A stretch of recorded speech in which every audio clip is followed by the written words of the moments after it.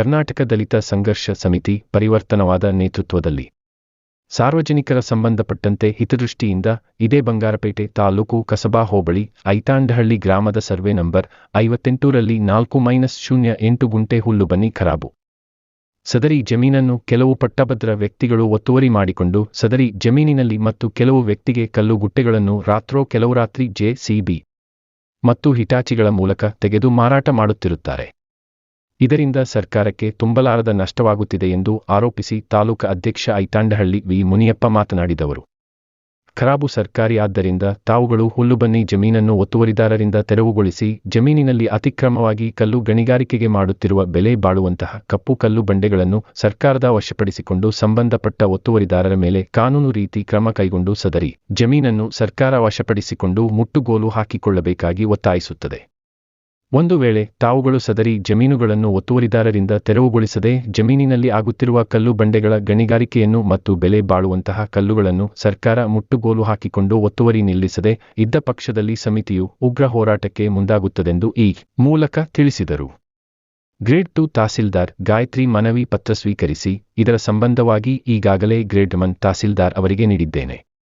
ಈಗ ನೀಡಿದ ಪತ್ರವನ್ನು ಅವರಿಗೆ ತಲುಪಿಸಿ ಇದರ ಬಗ್ಗೆ ಮಾಹಿತಿ ನೀಡುತ್ತೇನೆ ಎಂದು ಹೇಳಿದರು. ಈ ಸಂದರ್ಭದಲ್ಲಿ ರಾಜ್ಯ ಸಂಘಟನಾ ಸಂಚಾಲಕ ಕಾರಬೆಲೆ ವೆಂಕಟೇಶ್, ತಾಲೂಕು ಅಧ್ಯಕ್ಷ V. Muniyappa, Kalimulla Khan, Prem Kumar, V. M. Venkatesh ಭಾಗಿಯಾಗಿದ್ದರು. ಇದರಲ್ಲಿ ಏನಕ್ಕೆ ಕಲ್ಲನ್ನ ಸರ್ಕಾರ ವಶಪಡಿಸಬೇಕಂದ್ರೆ ಕೂಡ ಇವಾಗ ಹೋಗಿದ್ರು ಏನು ನಾವು ನೋಡಲಿಲ್ಲ. ದಯವಿಟ್ಟು ಇದನ್ನ ಒಳ್ಳೆಯ ರೀತಿಯಲ್ಲಿ ಮಾಡ್ಕೊಂಡ್ರೆ ಚೆನ್ನಾಗಿರ್ತಾರೆ ಮತ್ತು ನನ್ನ ಯಾಕಂದ್ರೆ ಸರ್ಕಾರ ಸುತ್ತಲ್ವಾ ನೀವು ವಶಕ್ಕೆ ಪಡ್ಕೊಂಡ್ರಿ ಕೋಟ್ಯಾಂತರ ರೂಪಾಯಿ ಕಲ್ಲು ಇವತ್ತು ಯಾರೋ ಬಂದು ಅತಿಕ್ರಮ ಒಳಗಡೆ ಪ್ರವೇಶ ಮಾಡಿ ಹಿತೇಶಿ ಮತ್ತು ಜೆಸಿಬಿಗಳು ಇಟ್ಕೊಂಡು ಆ ಲಾರಿಗಳನ್ನ ಇಟ್ಕೊಂಡು ಪೂರ್ತಿ ಎಲ್ಲನೂ ಹಾಳು ಮಾಡ್ತಾ ಇದ್ದಾರೆ. ಅದಕ್ಕೋಸ್ಕರದಲ್ಲಿ ಇದನ್ನು ಲಾಸ್ಟ್ ಮನವಿ ತಮಗೆ ಕೊಡ್ತಾ ಇದ್ದೀನಿ. ಮೇಡಮ್ ಬಂದಾಗೆಲ್ಲ ಅವ್ರು ಇರಲಿಲ್ಲ, ಇದು 3ನೇ ಮನವಿ ನಿಮ್ಗೆ ಕೊಟ್ಟಿದ್ದೀನಿ, ತೆಗೆದುಕೊಳ್ರಿ. ನೀವು ಇದ್ರ ಮೇಲೆ ಏನು ಅವ್ರು ಹೇಳಿ ಆಯಮ್ಮ ಸರ್ ಮಾತಾಡ್ತೀವಿ. ಯಾಕಂದ್ರೆ ಇದು 3ನೇ ಲೆಟರ್ ಅಲ್ಲ ಮಮ್ಮಪ್ಪ ಹೌದು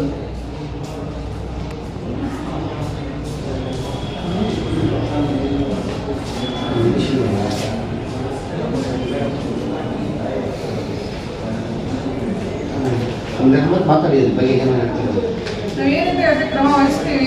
ನಾವು ಗ್ರೇಡ್ 1 ಮೇಡಮ್ಗೆ ಹೇಳ್ತೀವಿ. ಗ್ರೇಡ್ 2 ಅದರಿಂದ ಇದಕ್ಕೆ ನಮಗೆ ಇದ್ರ ಮೇಲೆ ನಮಗೆ ಏನು ಇದಿರೋದಿಲ್ಲ, ಕಂಟ್ರೋಲ್ ಇರೋದಿಲ್ಲ. ಸೊ ಹಾಗಾಗಿ ಗ್ರೇಡ್ 1 ಮೇಡಮ್ಗೆ ಏನಿದೆ ನಾವು ಅರ್ಜಿಗಳನ್ನ ಪ್ರತಿ ಸಲ ನೀವು ಕೊಟ್ಟ ಕೂಡಲೇ ನಾವು ಅದನ್ನ ಗ್ರೇಡ್ 1 ಮೇಡಮ್ ಗಮನಕ್ಕೆ ತರ್ತಾ ಇದ್ದೀವಿ. ಸೊ ಅವರು ನಮ್ಮ VRS ಇನ್ಸ್ಟ್ರಕ್ಷನ್ ಕೊಡ್ತಿದ್ದಾರೆ. ಇದು ಮತ್ತೆ ನಾವು ಗಮನಕ್ಕೆ ತರ್ತೀವಿ.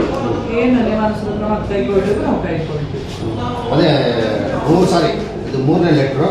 ಯಾಕಂದ್ರೆ ಸರ್ಕಾರ ಸತ್ತಲ್ವಾ ಅದಕ್ಕೊಂದಕ್ಕೆ ನಮ್ಮ ಬೇಜಾರು ಆಯಿತು.